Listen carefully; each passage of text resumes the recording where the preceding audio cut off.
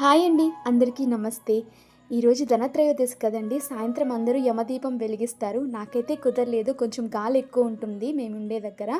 అమ్మ చూడండి ఎంత చక్కగా వెలిగించారో. ఫస్ట్ ఒక ఆకు వేసుకున్నారు, దానిపైన కల్లుప్పు, తర్వాత ఒక ప్రమిదను పెట్టుకొని దాంట్లో మూడు మూడు ఒత్తులు ఒకలాగా చేసుకొని వేశారండి. తూర్పుకొకటి, ఉత్తరానికొకటి, దక్షిణానికొకటి, మూడు మూడు ఒత్తులు వేశారండి. ఇంకా ప్రసాదంగా అయితే బియ్యము బెల్లము పెట్టారండి.